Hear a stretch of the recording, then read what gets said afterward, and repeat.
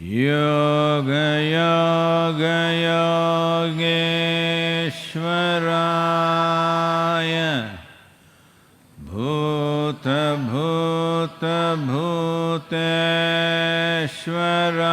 भूतभूतभूतेश्वराय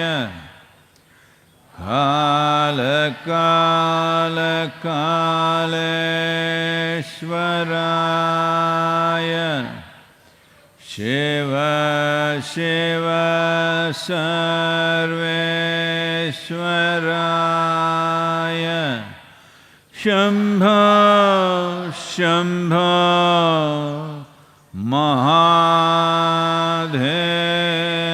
महादेवाय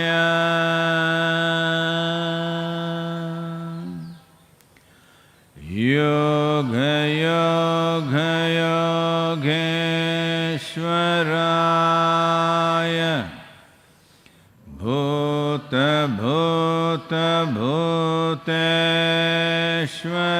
भूतभूतभूतेश्वराय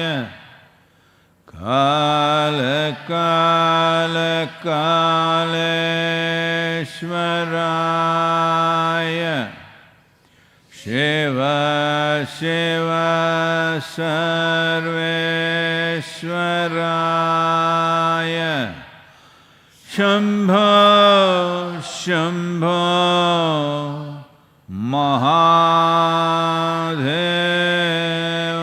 महादेवाय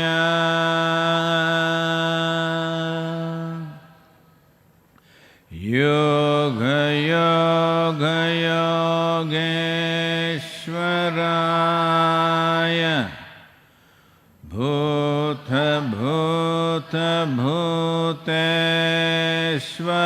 भूतभूतभूतेश्वराय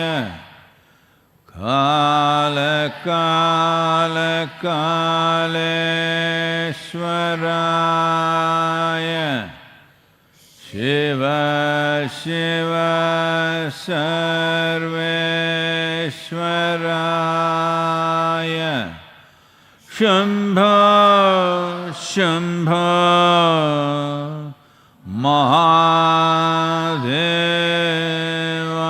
महादेवाय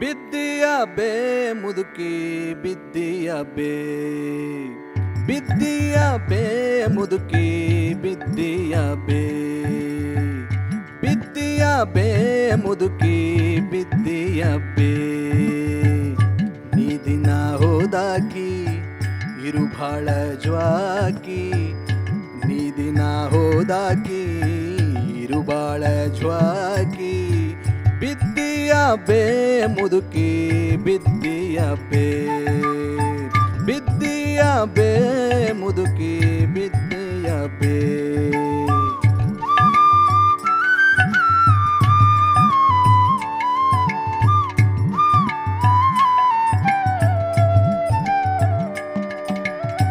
ಸದ್ದಕ್ಕಿದು ಹುಲಗುರ ಸಂತಿ ಗದ್ದಲದೊಳಗ್ಯಾಕ ನಿಂತಿ ಸದ್ದಕ್ಕಿದು ಹುಲಗುರ ಸಂತಿ ಗದ್ದಲದೊಳಗ್ಯಾಕ ನಿಂತಿ ಬಿದ್ದು ಇಲ್ಲೇ ಒದ್ದಾಡಿದರ ಎದ್ದು ಹ್ಯಾಂಗ ಹಿಂದಕ ಬರತಿ ಬಿದ್ದು ಇಲ್ಲೇ ಒದ್ದಾಡಿದರ ಎದ್ದು ಹ್ಯಾಂಗ ಹಿಂದಕ ಬರತಿ ಬುದ್ಧಿಗೇಡಿ ಮುದುಕಿ ನೀನು ಬಿದ್ದಿಯ ಬೇ ಬಿದ್ದಿಯ ಬೇ ಮುದುಕಿ ಬಿದ್ದಿಯ ಬೇ ಬಿದ್ದಿಯ ಬೇ ಮುದುಕಿ ಬಿದ್ದಿಯ ಬೇ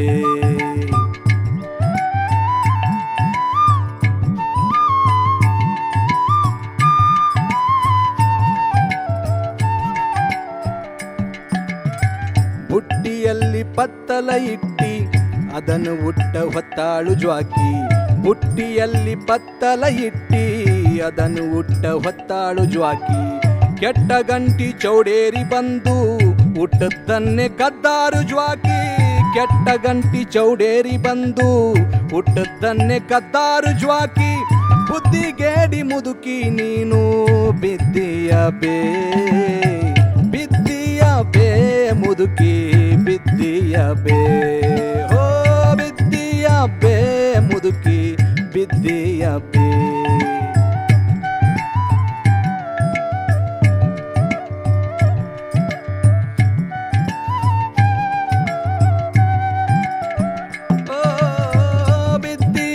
ಬೇ ಮುದುಕಿ ಬಿದ್ದೀಯ ಬೇ, ಬಿದ್ದೀಯ ಬೇ ಮುದುಕಿ ಬಿದ್ದೀಯ ಬೇ.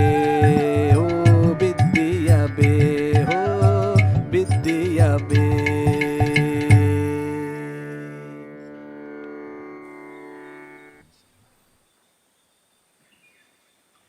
Namaskaram. Namaskaram to everyone. सभी को नमस्कारम.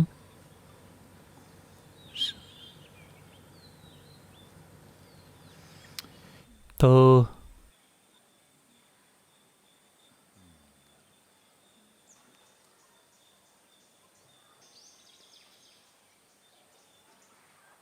अगर आप एक वायरस होते तो काफ़ी सारी अच्छी खबरें होती. चूंकि आप एक इंसान हैं इसलिए काफ़ी सारी बुरी खबरें हैं.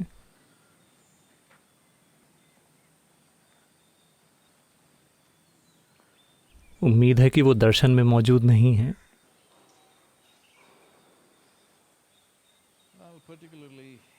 तो खासकर अमेरिका बड़ी चिंता का विषय दिख रहा है. वहाँ मृतकों की घोषित संख्या 37,000 को पार कर गई है.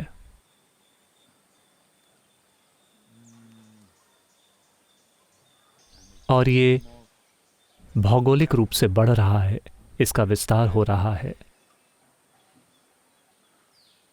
और दुर्भाग्य से बहुत सारे ऐसे लोग जो अपने घरों में अकेले रहते थे मरे हुए पाए जा रहे हैं, बिल्कुल अकेले.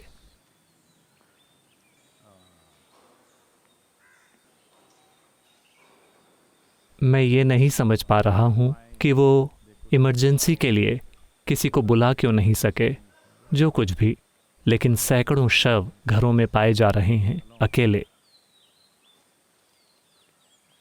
तो शायद ये ऐसे लोग हैं जिन्हें दूसरी बीमारियां हैं, जैसे दिल की बीमारी, और उनमें इन्फेक्शन के सामान्य लक्षण न दिखे हों, लेकिन उनका हार्ट फेल हो गया हो या ऐसा कुछ, और शायद वो इस वजह से मर रहे हों. तो इस बारे में चिंता खत्म नहीं हुई है. मुझे पता है कि भारत में बहुत सारे लोग 20 तारीख को सड़कों पर जाने के लिए बेताब हैं, ये सोचकर कि लॉकडाउन उठ जाएगा. मुझे नहीं लगता कि 20 तारीख को इसमें कोई ढील होगी, सिवाय कुछ सेवाओं के और आर्थिक गतिविधियों के, जैसे खेती और कुछ दूसरी चीज़ें. मुझे नहीं लगता कि देश ऐसा करने का जोखिम उठा सकता है. लेकिन 3 मई को भी जब इसमें ढील दी जाएगी तो हमें समझना होगा कि ये आर्थिक मजबूरी के कारण है, इसलिए नहीं क्योंकि हमने वायरस पर विजय पा ली है. आर्थिक मजबूरियां हमें कुछ चीज़ें करने के लिए मजबूर कर रही हैं, क्योंकि हम नहीं चाहते कि समाधान समस्या से अधिक महंगा हो जाए. और धीरे धीरे हम उस दिशा में बढ़ रहे हैं. यहाँ तक कि अमेरिका भी चीज़ों को खोलने और वापस काम पर जाने की बात कर रहा है. देखते हैं क्या होता है, और जो होगा वो बहुत सुखद नहीं होने वाला है. तो मुझे नहीं लगता कि मैं दुनिया के अलग अलग नेताओं की बातें सुन रहा हूँ और सब कुछ. मुझे नहीं लगता कि किसी को भी अंदाज़ा है कि इसे ठीक से कैसे संभाला जाए. हम लॉकडाउन्स करके केवल इसे धीमा करने की कोशिश कर रहे हैं. किसी को भी अंदाज़ा नहीं है. तो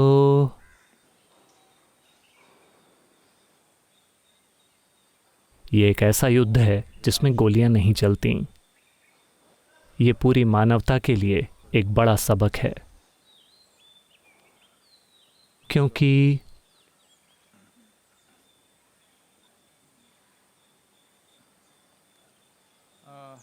बीसवीं शताब्दी में कई सारे युद्ध हुए। दो ऐसे युद्ध जिन्हें विश्व युद्ध कहा गया, जिनमें मरने वालों की संख्या करोड़ों में थी। जब पहला विश्व युद्ध हुआ,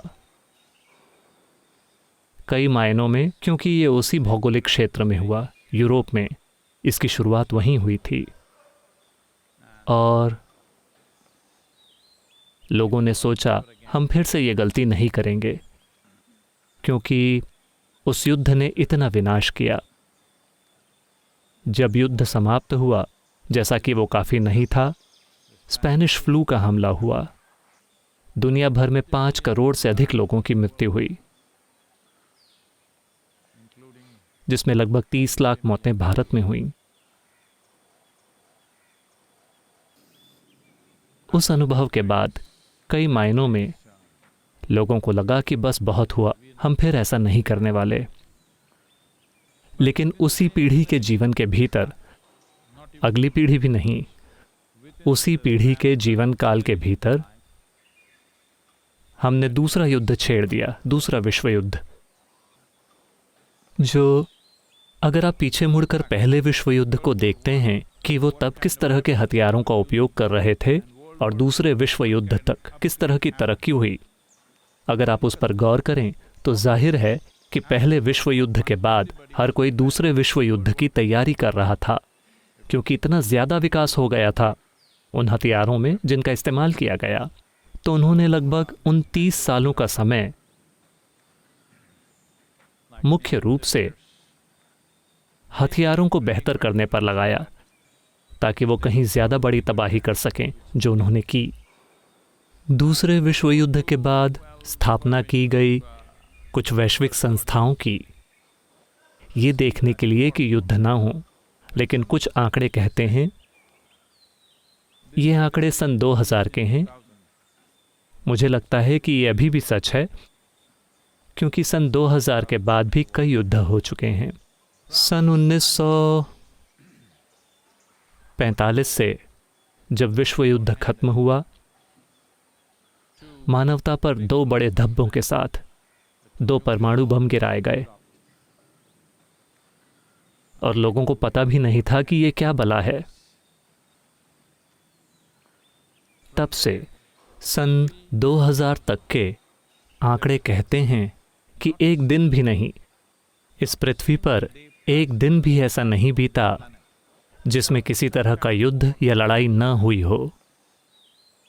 उन सारे 66 सालों में, माफ़ कीजिए 56 सालों में लड़ाइयाँ होती रही हैं, और सन 2000 के बाद आप सभी ने देखा है कि कितने देशों को तहस नहस किया गया है। तो अभी हम युद्ध कर रहे हैं, क्योंकि अभी जो हो रहा है निश्चित रूप से उससे युद्ध स्तर पर निपटना होगा। लेकिन विनम्र लोगों की सेना, डॉक्टर और नर्सें ये युद्ध लड़ रहे हैं, लेकिन कई सारे लोगों ने ये पक्का करने का मन बना रखा है कि इस युद्ध में ज़्यादा से ज़्यादा नुकसान हो। दुर्भाग्य से लोग अमेरिका में विरोध प्रदर्शन कर रहे हैं लॉकडाउन के बारे में। दूसरे देशों में भी छोटे छोटे विरोध प्रदर्शन हुए हैं।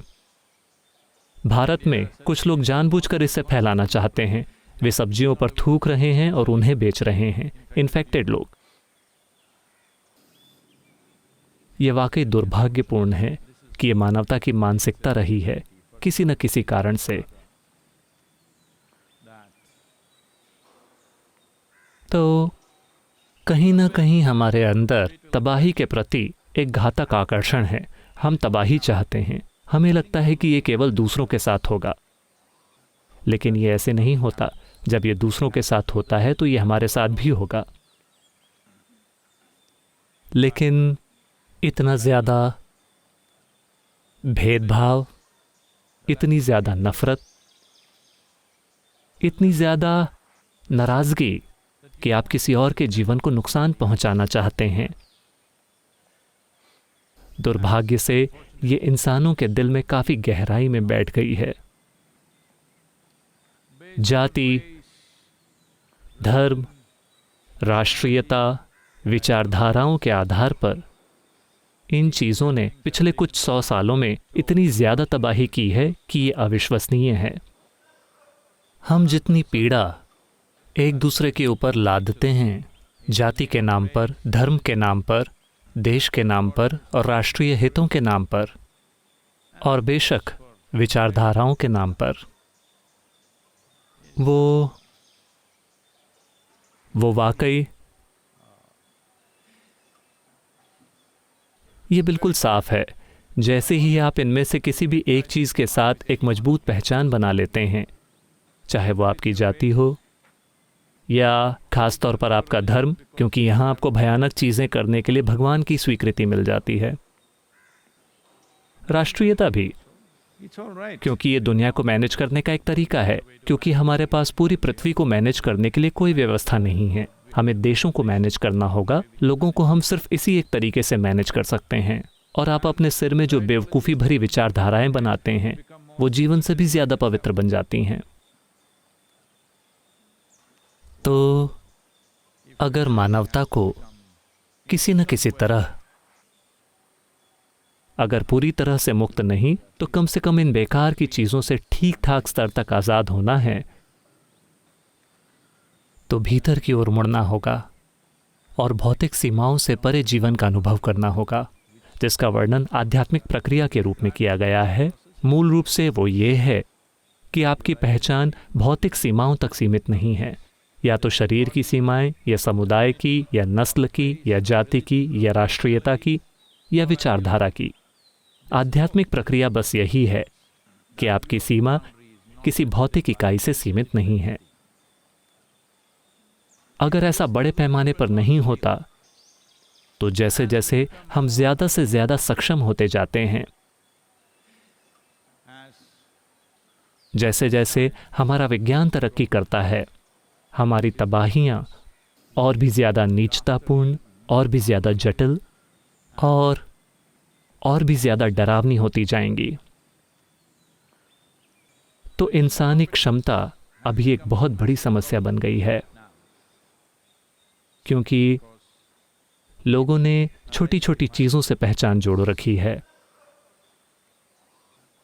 लोगों की एक पीढ़ी के रूप में अगर आप प्रयास नहीं करते लोगों को उनकी सीमित पहचान से परे ले जाने का, उन 4-5 चीज़ों से पहचान जो मैंने, ये 4-5 चीज़ें अगर आप मुझसे पूछें, मुझे पता है कि इसके लिए लोग मुझ पर हमला करेंगे। ये 4-5 चीज़ें जिनका मैंने जिक्र किया था, जाति, धर्म, विचारधारा, इन शब्दों को हमारी भाषाओं में गंदे शब्दों की सूची में शामिल कर लेना चाहिए, क्योंकि ये सबसे बुरी किस्म की गंदगी है जो मानवता के साथ हुई है। मेरी त्वचा का रंग, मैं जिस बकवास पर विश्वास करता हूँ, और मैं अपने सिर में कोई चीज़ गढ़ लेता हूँ और उसे पवित्र बना देता हूँ। इन चीज़ों ने इंसानों से ऐसे काम करवाए हैं जिन पर कोई भी इंसान गर्व नहीं कर सकता है, लेकिन उनको इस पर गर्व है क्योंकि उनकी बुद्धि से भी बड़ी कोई चीज़ उनसे ऐसा करने के लिए कहती है, और उन्हें आवाज़ें सुनाई दे रही हैं कहीं और से। तो इस तरह के समय में इस पृथ्वी का हर एक समझदार इंसान, अगर हम अभी खड़े होकर कुछ करते नहीं हैं, तो इससे साफ जाहिर होता है कि मानव जाति के भविष्य और खुशहाली में हमारी कोई रुचि नहीं है। इसका यही मतलब है। यह सवाल गायत्री ने पूछा है। नमस्कारम सद्गुरु। मेरी समझ में भगवान पूरी सृष्टि के रचयिता हैं और उन्हें स्वयंभू कहा जाता है। जब आप भगवान बनाने के विज्ञान के बारे में बात करते हैं तो मैं कंफ्यूज हो जाती हूँ। सृष्टि का एक अंश सृष्टि के रचयिता की रचना कैसे कर सकता है?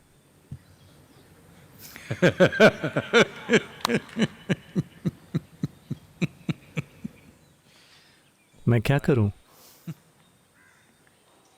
आपकी समझ में भगवान सृष्टि के स्रोत हैं, क्या था? वो क्या है?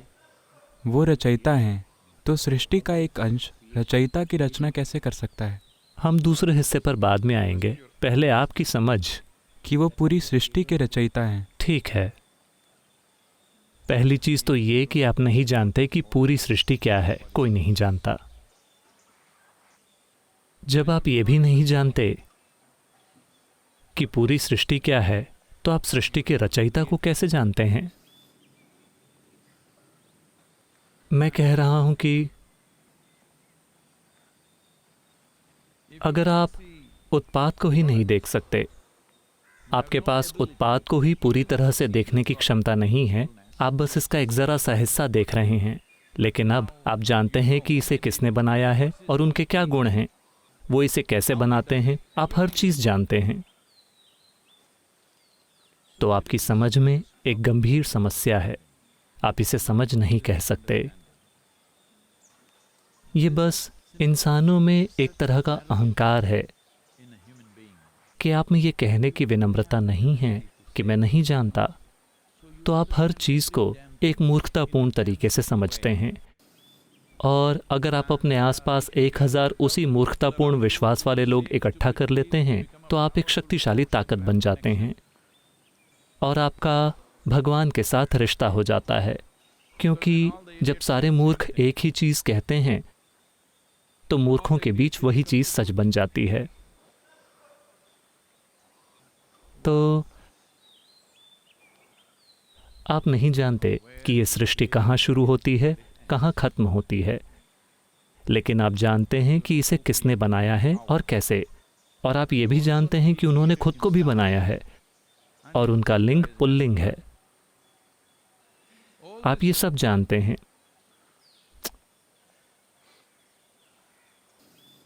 लेकिन आप खुद के बारे में कोई भी चीज नहीं जानते। तो 2 मिनट पहले मैं ठीक यही बात कह रहा था। आप एक गंभीर समस्या हैं। आप सोच सकते हैं कि आप एक पवित्र धार्मिक इंसान हैं, लेकिन आप मानवता के लिए एक गंभीर समस्या हैं। आप इस धरती पर हर तरह के जीवन के लिए गंभीर समस्या हैं। आपको ये समझना होगा, क्योंकि आप चीज़ें गढ़ लेते हैं और चूंकि आपका खुद का दिमाग ही इसे स्वीकार नहीं कर सकता, आप इस पर सत्ता का ठप्पा लगा देते हैं, क्योंकि आपने इसे ऊपर से सुना है। अगर आप चिड़ियों को सुनते हैं तो मैं समझ सकता हूं। अगर आप उन्हें नहीं सुनते तो वे आपके चेहरे पर कुछ गिरा देंगी। कम से कम तब आपको समझ आ जाएगा कि ऊपर एक चिड़िया है। लेकिन आप ये सारी बकवास गढ़ रहे हैं, क्योंकि अपने जीवन में आपके पास विनम्रता या ईमानदारी की बुनियादी भावना ही नहीं है। इसीलिए आप ये सारी बकवास गढ़ रहे हैं। असली बात यह है कि आप इस सृष्टि का आकार, रूप, साइज कुछ भी नहीं जानते। यही आपके अस्तित्व की प्रकृति है। तो आपकी समझ जब ये चली जाती है, क्योंकि ये समझ नहीं है। अगर आपको साफ साफ बोध हो गया होता कि ये ऐसा है, तो आप मुझसे सवाल नहीं पूछते। आपको या तो आत्मज्ञानी होना होगा या आपको कट्टरपंथी होना होगा। ये दोनों लोग सवाल नहीं पूछते, क्योंकि उन्हें पता है। एक को पता है, दूसरे ने लोगों को इकट्ठा कर लिया है। तो कट्टरपंथी पूरी तरह से विश्वास करते हैं कि यही सच है, क्योंकि उन्होंने लोगों को इकट्ठा कर लिया है और वे अपने ही लोगों के बीच रहते हैं। अगर आप 3 सवाल पूछें तो आपके स्वर्ग ढेर हो जाएंगे, आपके धर्म ग्रंथ ढेर हो जाएंगे, हर चीज जिसमें आप विश्वास करते हैं वो ढेर हो जाएगी। इसलिए हम हमेशा उन लोगों की हत्या कर देते हैं जो सवाल पूछते हैं, क्योंकि ये सवाल से निपटने का दूसरा तरीका है। हाँ, बहुत असरदार। जब आपके पास सवाल का जवाब नहीं होता तो सवाल पूछने वाले को मार डालो, सवाल चला गया। तो सवालों से निपटने का यही तरीका रहा है। अब ये एक सवाल है, मैं सवाल करने वाले को गायब नहीं करूंगा, मैं सवाल को गायब करना चाहता हूं, क्योंकि आप ये भी नहीं समझते कि आपके पास ये देखने की क्षमता भी नहीं है कि सृष्टि क्या है, इसका स्रोत क्या हो सकता है। आपके पास ये देखने की जरा भी क्षमता नहीं है। ये सब एक बुनियादी अहंकार से आ रहा है कि इंसान सृष्टि का केंद्र है। नहीं, आप एक केंचुए हैं, आप एक कीड़े हैं, आप एक चींटी भी नहीं हैं। धरती माता आपको ऐसे देखती है जैसे आप कोरोना वायरस हों, क्योंकि आपका उन पर असर बिल्कुल वैसा ही है जैसा वायरस का हम पर है। ये वही चीज है। तो तमामों चीजों की कल्पना मत कीजिए। अगर आप इन कल्पनाओं को हटा दें, तब आप एक अचरज की एक अनवरत अवस्था में होंगे। हर चीज जो आप देखते हैं वो बहुत जबरदस्त होगी। आप एक पत्ती को ही अपने जीवन भर में नहीं जान सकते। मैं आपको बता रहा हूं, अगर आप 100 साल तक जीते हैं, अगर आप एक चींटी को 100 सालों तक देखते रहें, फिर भी आप नहीं जान पाएंगे कि वो कैसे बनी है। लेकिन आप जानते हैं कि सृष्टिकर्ता कैसे बने हैं। आप कह रहे हैं कि वो स्वयंभू हैं। स्वयंभू का मतलब कुछ और होता है, वो नहीं जैसा आप सोच रहे हैं कि उन्होंने खुद को बना लिया। आपने भी खुद को बनाया है। आप ऐसे पैदा हुए थे, आप ऐसे बन गए। आपने खुद को बनाया है या नहीं? और ये सारी बेवकूफ़ी की चीज़ें जो आप सोच रहे हैं और विश्वास कर रहे हैं, वो भी आपने बनाई हैं। शायद आपके पास समर्थन के लिए समुदाय हो, और शायद आपके पास एक किताब हो जो आपके समुदाय को समर्थन देती है, लेकिन आप उन चीज़ों में विश्वास करते हैं जिन्हें आप नहीं जानते। आप में इतनी इंसानियत क्यों नहीं है कि आप कह सकें कि मुझे नहीं पता? फिर एक संभावना है आपके बोध को बेहतर बनाने की। जहां आप हैं, कम से कम आप वहां से अगले चरण में जा सकते हैं। सद्गुरु, हम सब यहाँ आए, हम इस दर्शन में बैठे हैं क्योंकि हमें लगा कि आप हमें हर चीज़ समझा देंगे। नहीं, मैं आपको बस ये समझाने की कोशिश कर रहा हूँ कि आप इस ब्रह्मांड में कभी भी एक भी चीज़ नहीं समझ पाएंगे। मैं आपको इतना ही समझाने की कोशिश कर रहा हूँ। आप नहीं समझ पाएंगे। आप अनुभव कर सकते हैं, ये एक सौभाग्य है। वो भी हमें नहीं पता कि ये सौभाग्य हमें क्यों दिया गया है कि हम चीज़ों को अनुभव कर सकें। समझना, आपने क्या समझा है? बस एक चीज़, क्या आपने कुछ समझा है? एक परमाणु, क्या आप समझ पाए हैं? परमाणु का 99% से ज़्यादा हिस्सा खाली है। क्या आप उस 99% को समझ पाए हैं? आप उस 0.0001% को थोड़ा बहुत समझ पाए हैं, और उससे पहली चीज जो आपने बनाई वो था बम। हाँ, वही पहली चीज थी जो आपने बनाई, वही आपकी समझ है। आपने भौतिक प्रकृति के बुनियादी कण को लेकर उसे एक भयंकर विनाशकारी ताकत में तब्दील कर दिया। यह है आपकी समझ। तो सवाल का आखिरी हिस्सा क्या था? सृष्टि का एक अंश रचयिता की रचना कैसे कर सकता है? ऐसा हुआ।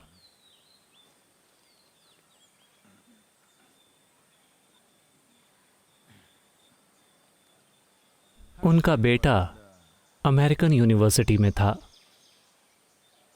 अमेरिकन यूनिवर्सिटी यानी अगर किसी के भी बच्चे अमेरिकन यूनिवर्सिटी में जाते हैं तो माता पिता बड़ी चिंता के साथ उम्मीद करते रहेंगे कि वो इन 4 सालों में बिना नशेड़ी बने, बिना रास्ता खोए, बिना मरे वापस आ जाएंगे। कुछ भी।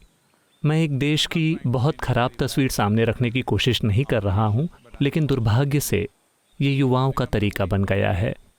अगर आप 4 साल वहाँ बिताते हैं और ड्रग्स, सिगरेट या शराब के बिना बाहर आते हैं तो आप एक झक्की रहे होंगे अपनी यूनिवर्सिटी में। आप शायद इकलौते झक्की थे। तो आप जानते हैं कि आपका बच्चा झक्की नहीं है। तो माँ परेशान है, वो क्या कर रहा है। तो उन्होंने फैसला किया कि उसके जन्मदिन पर वो उसे एक बहुत ही सुंदर कपड़े में लिपटी हुई, बाइंडिंग की हुई बाइबल देंगी। इस उम्मीद से कि वो इस पुस्तक को खोलेगा। जब से वो वहाँ गया है शायद उसने कोई भी पुस्तक न खोली हो, आप नहीं जानते, लेकिन वो उम्मीद कर रही हैं कि वो कम से कम इस किताब को खोलेगा और कोई ना कोई बात उसके साथ रह जाएगी। तो उन्होंने उसे पैक किया और पोस्ट ऑफिस ले गईं। पोस्टमास्टर ने महिला से पूछा, क्या इस पैकेज में कुछ ऐसा है जो टूट सकता है? महिला ने कहा, बस 10 ईश्वरीय आदेश।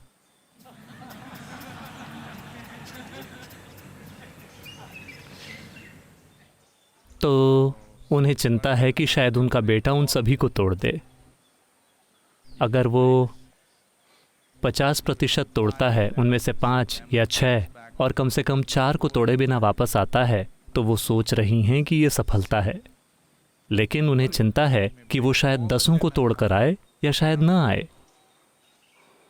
दुनिया में सभी माता पिता आज इससे गुजर रहे हैं, सिर्फ अमेरिका में ही नहीं, हर जगह।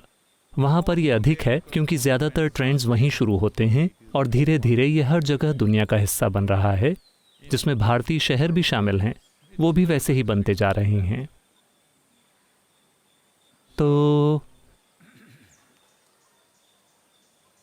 क्या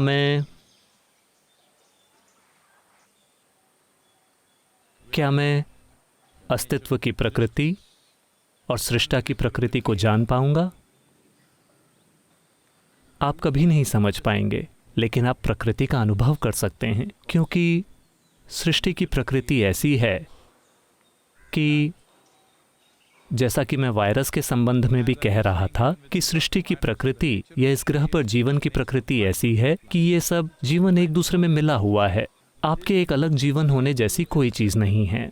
लाखों बैक्टीरिया यहाँ रहते हैं, इसके अंदर इतने सारे वायरस इसके अंदर रहते हैं। ये एक चीज़ कुछ अधिक परेशानी दे रही है, तो हमें उसे मैनेज करना होगा। हमने एक तरह से उसके साथ सौदा कर लिया है। खाते समय कुछ अंदर चला जाता है, चलते समय कुछ अंदर चला जाता है, मुंह खोलते हैं तो कुछ अंदर चला जाता है, मुंह नहीं खोलते हैं तो नाक से अंदर चला जाता है। यही कारण है कि अभी हर कोई ढका हुआ है। तो यही जीवन की प्रकृति है, ये सब एक दूसरे में मिला हुआ है।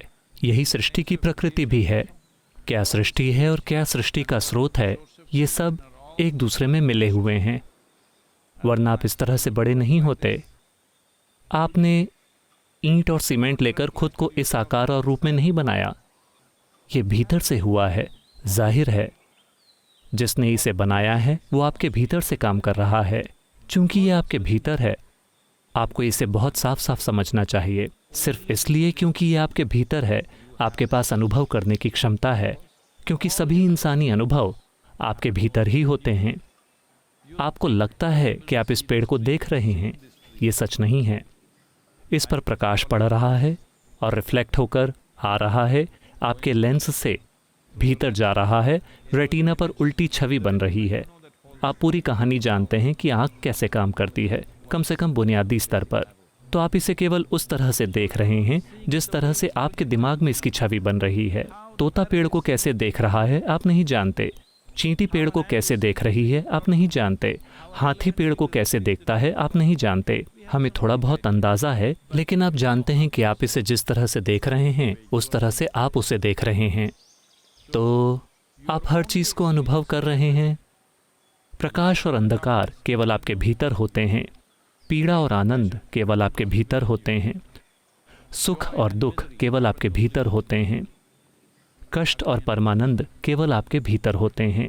सब कुछ जो आपको लगता है कि आप जानते हैं वो केवल आपके भीतर ही हो रहा है। या दूसरे शब्दों में, आप केवल वही जानने में सक्षम हैं जो आपके भीतर होता है। आप कुछ और जानने में सक्षम नहीं हैं। आप इस बुनियादी साधन पर निर्भर हैं, बोध का बुनियादी साधन जो मानव तंत्र है, और आप ये मान रहे हैं कि आप जिसका अनुभव कर रहे हैं वही सब कुछ है। ये जीवन को देखने का बिल्कुल गलत तरीका है, पूरी गलत फहमी। ये जीवन को एक चाबी के छेद से देखने जैसा है। ये कुछ ऐसा है, आप एक चाबी के छेद से बाहर देख रहे हैं। मान लीजिए एक गाय गुजरती है। गाय धीरे धीरे चल रही है। आपने नाक देखी। इन दिनों आप नाक से डरते हैं, मुझे पता है, तो आपने अपनी नाक ढक ली। फिर आपने उसका थूथन देखा, फिर आपने उसकी आंख देखी, फिर आपने उसके सींग देखे, फिर आपने उसकी गर्दन देखी, फिर आपने शरीर को देखा, वो एक दीवार की तरह गुजर गई। फिर आपने पूंछ या जो कुछ भी देखा, सब कुछ हिस्सों में।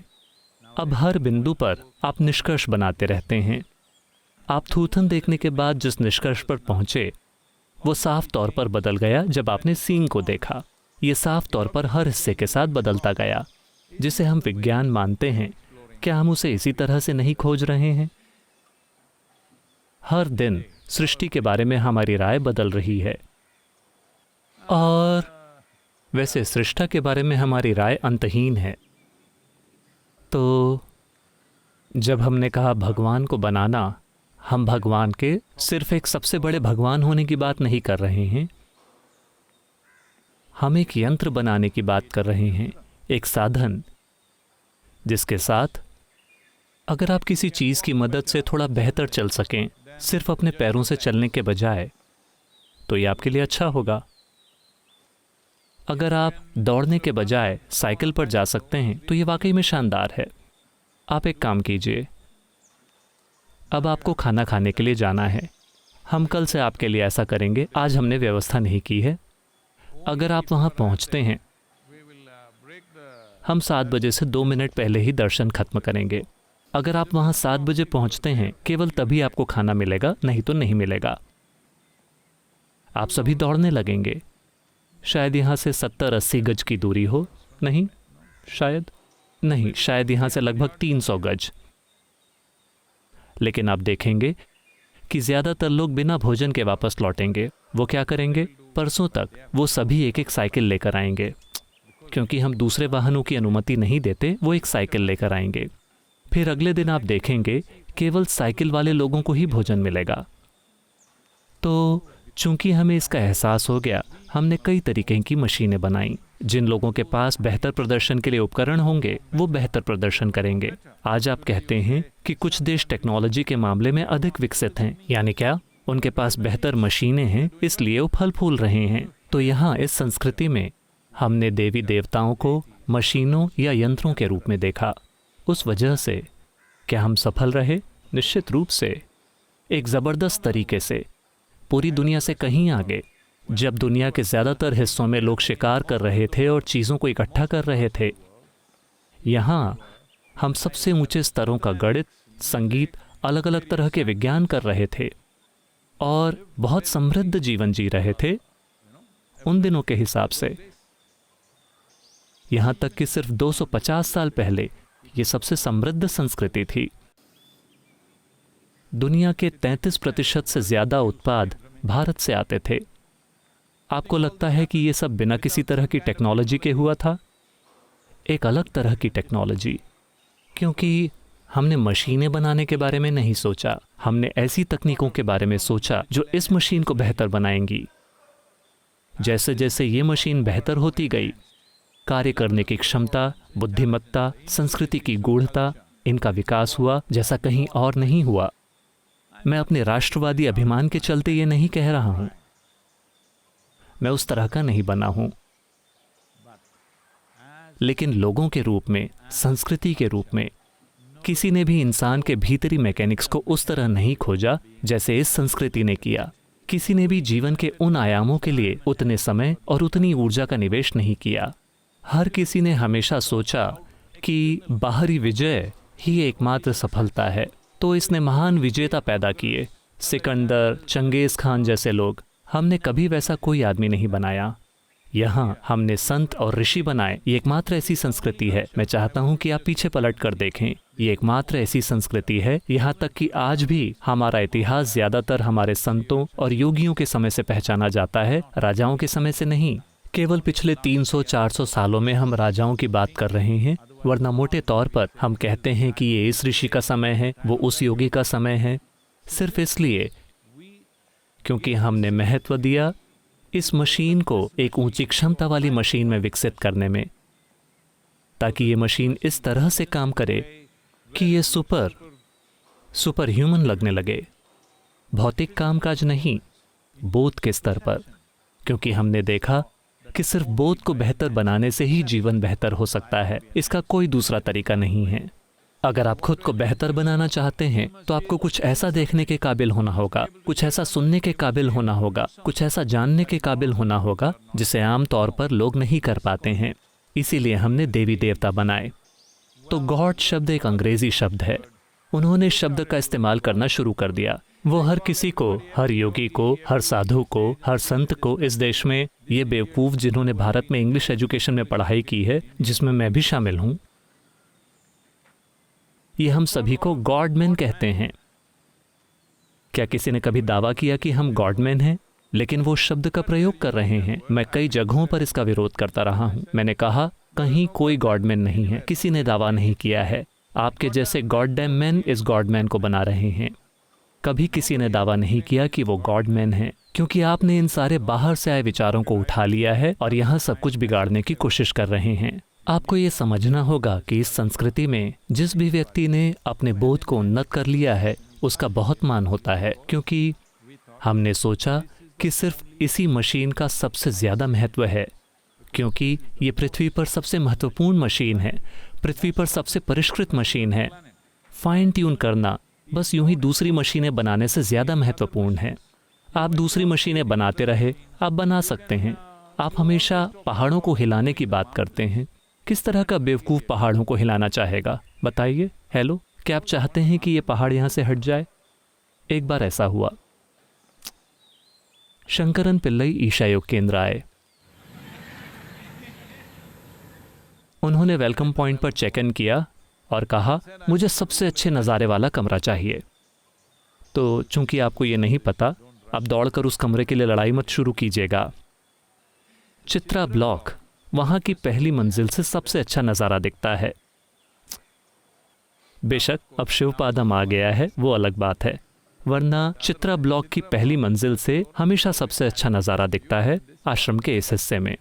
तो उन्होंने चित्रा ब्लॉक की पहली मंजिल में कमरा दे दिया। अगले दिन उन्होंने वेलकम पॉइंट में आकर चिल्लाना शुरू कर दिया, मैंने अच्छे नज़ारे वाला कमरा मांगा था, मेरे कमरे से कोई नज़ारा नहीं दिखता।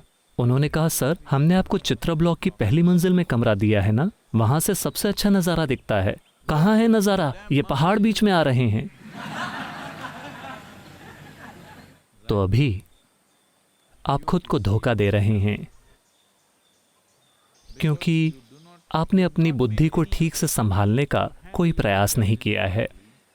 आपकी बुद्धि ही अभी एकमात्र समस्या है, यह आपके खिलाफ हो गई है। आप खुद को धोखा दे रहे हैं। अब धोखा देना क्या है? ये कई तरीकों से होता है, ऐसे तरीकों से जिसकी आप कल्पना भी नहीं कर सकते। एक बार ऐसा हुआ, एक सुंदर जवान महिला एक बार एक पति पत्नी के तलाक के कोर्ट के केस में फंस गई। वो उसमें उलझ गई। तो केस की सुनवाई के दौरान दूसरे वकील ने, जो दूसरे पक्ष से था, पत्नी के पक्ष से, उसने इस लड़की से पूछा, क्या ये सच है कि तुम इस आदमी का हाथ पकड़कर इस होटल के अंदर गईं और तुम अगले दिन सुबह ही बाहर निकली? क्या ये सच है?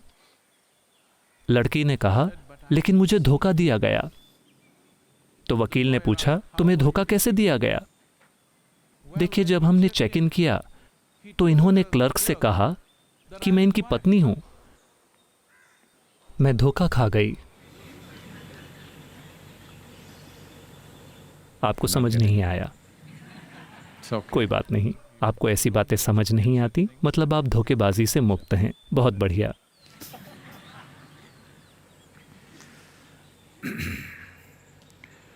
योग योग योगेश्वराय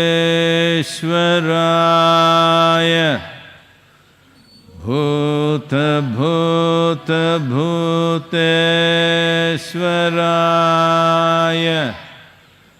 काल काल कालेश्वराय शिव शिव सर्वेश्वराय शंभो शंभो महादेवाय।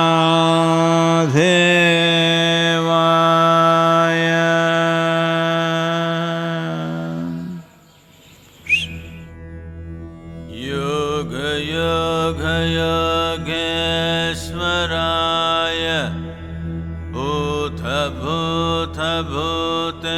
भूतभूतभूतेश्वराय